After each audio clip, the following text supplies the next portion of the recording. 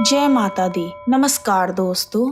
नवरात्रि 9 दिन का माँ दुर्गा का त्योहार है। इसमें 9 दिनों तक दुर्गा माँ के 9 रूपों की पूजा की जाती है। माँ की पूजा करें और उनका स्वरूप माने जाने वाली कन्याओं की पूजा ना हो, ऐसा तो हो ही नहीं सकता। क्योंकि अगर हम कन्या पूजन नहीं करते तो पूजा अधूरी मानी जाती है। चाहे चैत्र मास के नवरात्रे हों या फिर शारदीय नवरात्र, देवी भगवती की कृपा पाने के लिए 9 दिनों का यह व्रत कन्या पूजन से ही संपन्न होता है। इसलिए कन्याओं को माँ दुर्गा का प्रतीक मानकर उनका पूजन किया जाता है। कन्या पूजन से देवी माँ प्रसन्न हो जाती हैं और भक्तों को अपना आशीर्वाद देती हैं। कुछ लोग नवरात्रि कन्या पूजन को कंजक या देवी की कड़ाही करना भी कहते हैं। जगह के हिसाब से कन्या पूजन का नाम अलग अलग है, परंतु कन्या पूजन की विधि तो एक जैसी ही है, चाहे वह पूजा अष्टमी के दिन की जा रही है या फिर दुर्गा नवमी के दिन। लेकिन कन्या पूजन करने के कुछ नियम हैं जिनका पालन करना बहुत ही जरूरी होता है। आइए जानते हैं कि कैसे करें कन्या पूजन। कौन सी ऐसी बातें हैं जिनका ध्यान रखने से देवी माँ प्रसन्न हो जाती हैं। सबसे पहले तो कन्या पूजन अपने परिवार की रीत के अनुसार अष्टमी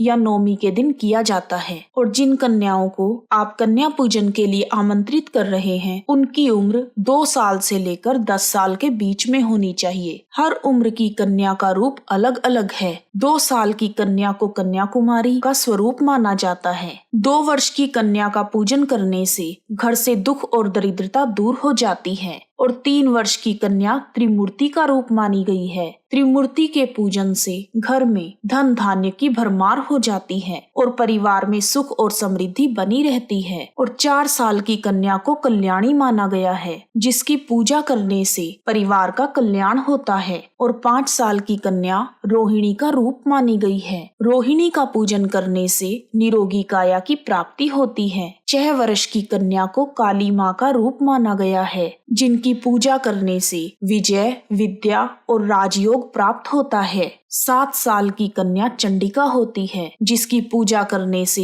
घर में धन और ऐश्वर्य की प्राप्ति होती है। 8 साल की कन्याएं शांभवी कहलाती हैं, जिनको पूजने से विवाद में विजय मिलती है। और 9 साल की कन्याएं साक्षात दुर्गा का रूप होती हैं, जिनकी पूजा करने से शत्रुओं का नाश हो जाता है और कठिन से कठिन कार्य पूरे हो जाते हैं। 10 साल की कन्या सुभद्रा कहलाती है, जो अपने भक्तों की सभी इच्छाएं पूरी करती हैं। और जब आप कन्या पूजन के लिए बच्चियों को आमंत्रित करते हैं तो कम से कम 9 कन्याओं को अवश्य बुलाना चाहिए और हर कन्या को देवी का रूप मानकर पूजा करनी चाहिए। और अगर 9 से ज्यादा कन्याएं कन्या पूजन के लिए मिल रही हैं तो उसमें कोई आपत्ति नहीं है। यह तो और भी अच्छी बात है। दोस्तों, कन्या पूजन में एक बालक को आमंत्रित करने का भी नियम है। मान्यता है कि अगर आपने एक बालक को आमंत्रित नहीं किया है तो कन्या पूजन पूर्ण नहीं होता। उस बालक को हनुमान जी का रूप मानते हैं। जिस प्रकार माँ की पूजा भैरवनाथ की पूजा के बिना पूर्ण नहीं होती, उसी प्रकार कन्या पूजन भी एक बालक के बगैर पूरा नहीं माना जाता।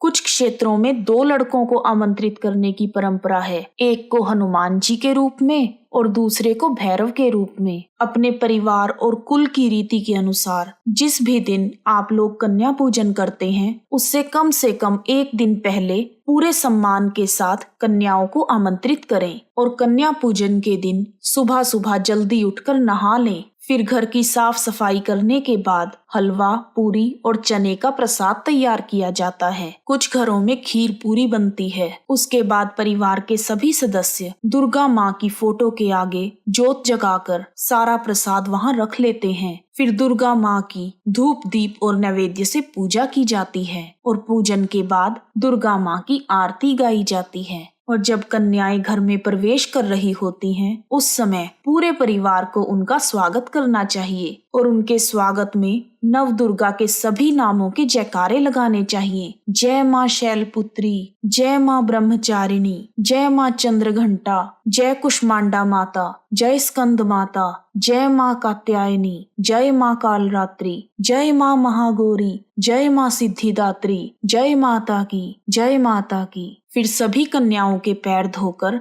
उनसे आशीर्वाद लेकर आसन पर बिठाया जाता है। उसके बाद कन्याओं को तिलक लगाया जाता है तिलक लगाने के बाद माँ भगवती का ध्यान करते हुए देवी की स्वरूप उन सभी कन्याओं और 2 बालकों को आदर पूर्वक माता का प्रसाद दिया जाता है। कन्या पूजन के लिए जो बच्चे घर पर आते हैं, उनकी उम्र छोटी होने के कारण वो लोग कुछ शरारतें भी करते हैं। जब कन्याएं और बालक प्रसाद खा रहे हों और उनसे भोजन कहीं इधर उधर गिर जाए तो उन्हें कभी मना नहीं करना चाहिए। ध्यान रखें, जितनी देर तक वो बच्चे आपके घर पर हैं, वो सभी खुश रहने चाहिए। कन्या पूजन के समय सभी बच्चों को कम से कम एक फल जरूर देना चाहिए, जिसमें आप केला या नारियल ले सकते हैं, क्योंकि केला भगवान विष्णु जी का प्रिय फल है और नारियल श्री लक्ष्मी माँ का। और इन दोनों फलों का दान करने से घर में सुख समृद्धि की वृद्धि होती है।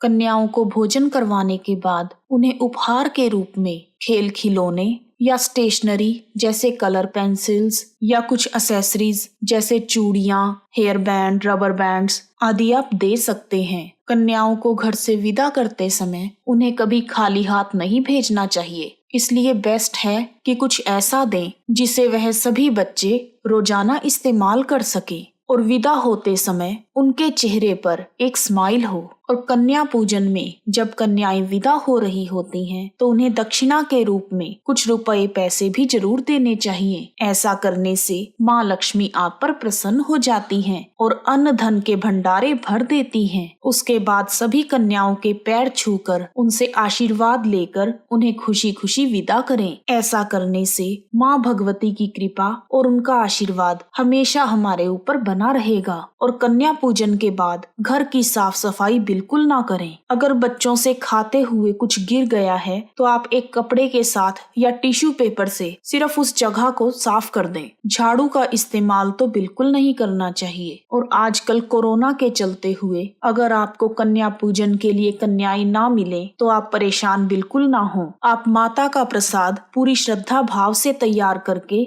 विधि विधान से माँ की पूजा करें और उसके बाद कन्याओं के घर जाकर उनके लिए उपहार और फल आदि देकर अपनी पूजा पूरी कर लें। और अगर यह भी संभव ना हो तो आप पूजा आरती करते समय अपनी सामर्थ्य के अनुसार कन्या पूजन के नाम से कुछ रुपए पैसे आदि निकाल कर रख लें, फिर उन्हें मंदिर में दान कर दें। अगर आप इन सभी छोटी छोटी चीजों का ध्यान रखते हुए नवरात्रि में कन्या पूजन करेंगे तो देवी भगवती आपसे सदा प्रसन्न रहेंगी। जयकारा महामाई दा, बोल साचे दरबार की जय। यदि आपको वीडियो में दी गई जानकारी पसंद आई है तो कमेंट बॉक्स में माँ का जयकारा लगाना ना भूलें। आप सभी का हार्दिक धन्यवाद। जय माता दी। जोर से बोलो जय माता दी, सारे बोलो जय माता दी, प्रेम से बोलो जय माता दी, जय माता दी, जय माता दी।